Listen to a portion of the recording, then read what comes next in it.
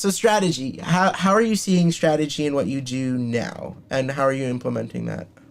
Okay, so I think first of all, I'll be honest and say it's next month in June it'll be 2 years since my transition from government to private. I'm still in a learning curve. So obviously it might not be as steep as it was 2 years ago, but I'm still learning a lot. And I think if you sort of double click into the domain that we're working in, Lightricks, for those people who don't know, is a company based in Jerusalem, global presence, where the company behind all sorts of leading photo and video editing apps on your phone. So some of the more known names are the names like Photo, Video, and of course Facetune, which is one of our biggest brands. And so in our specific domain right now, if we're talking about strategy, and you look at 2020, 2023, we're looking at two huge shifts that are forcing everyone in this in tech in general and in our world in specific to sort of question all those assumptions which we were talking about before, right? So Right. just to sort of really spell out what I mean by that is, first of all, we see a big transition in the macroeconomic environment, and that's affecting tech markets in specific, in a very straight way. So we're still a private company, but yes, we're part of the scene and the discourse, and we have to figure out with ourselves what that means for us and how that positions us in a business perspective. And the Hmm. second one is the emergence of generative AI. So we saw at the end of, in the summer of 2022, almost a year ago, the emergence of things like Midjourney and Stable Diffusion and all these, text to image, as it was called, when people could type in, "I want to see a purple dog chasing a frisbee on the moon," and you get this really cool image in front of you. Hmm. Um, and because that's the field we operate in as a company, where we have photo editing apps, we have video editing apps, and wait a second, there's this brand new technology. What does it mean for us? How do we incorporate it within our apps? What threats Hmm. could it pose? What opportunities does it give us, et cetera, et cetera? So also here, there's a big sort of strategic questions that need to be asked, not just on a day-to-day life or level, but really, what does it mean for the company? And in that sense, I'm still, like I said before, in somewhat of a learning curve because it's my Hmm. first time dealing with these huge strategic business questions in this environment. And I have to say, I'm very happy to be where I am because I have some great mentors, the founders of the company, the C-level in the company, other employees who have been here for years dealing with this space. And it's a really good opportunity for me to learn from them as well. That's very cool. It sounds, based on how you're talking, that you use something similar to like the SWOT analysis,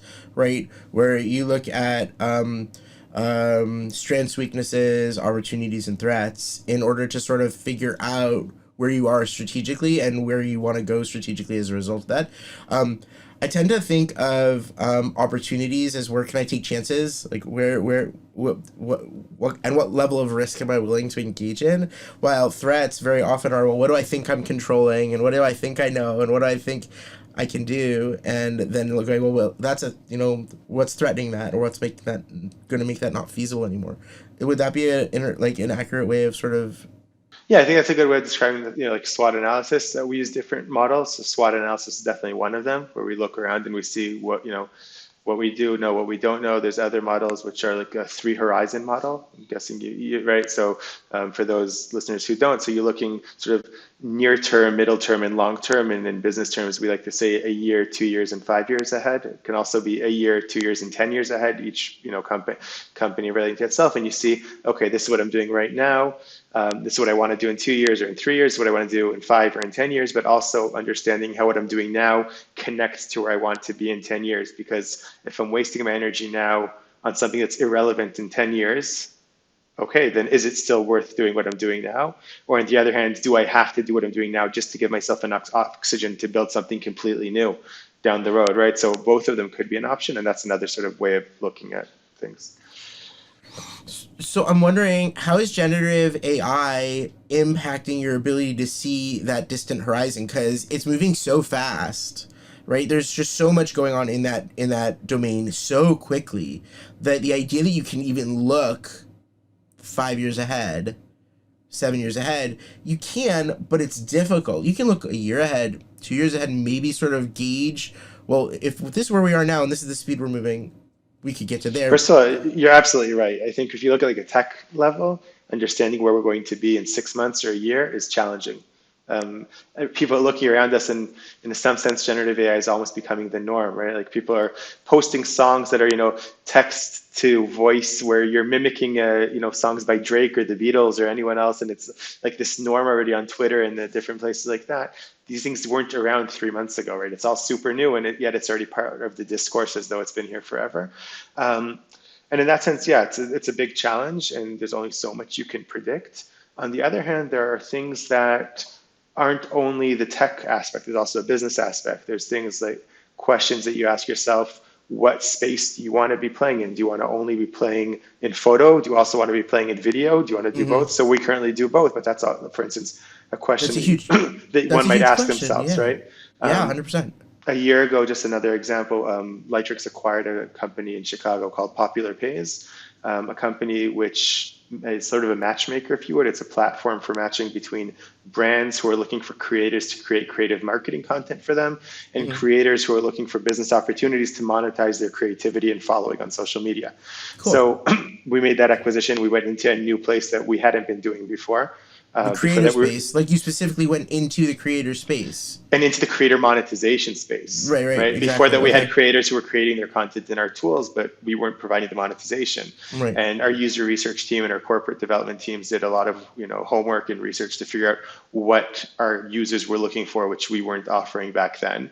And that was a decision that was made. And that's a big strategic decision. Right? We talked about allocating of resources before. So obviously, when you have an acquisition, it's every type of resource you can imagine.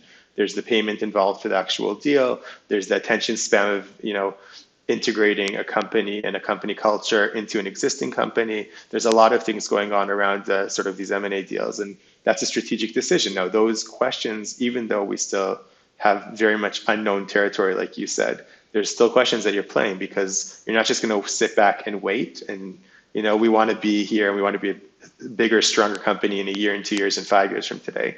So yes, we have to see what we can do now, and like I said before, those sort of three horizons that will help us in the long run. Even if we don't know where that will be, there are building blocks that we think we will need no matter what is happening Right. forward. It's what do I want to be in those 5 years? It's not necessarily, I don't know what the environment's going to be like. I can't even begin to imagine what the environment's going to be like in 5 years, but I know what I want to look like 2 years from now. I know what I'd like to look like 5 years from now in big picture. In that, based on the information we have now, based on what we understand from that information and how that creates our ideal type, this is where we want to see ourselves moving. And here are the major stepping stones, right?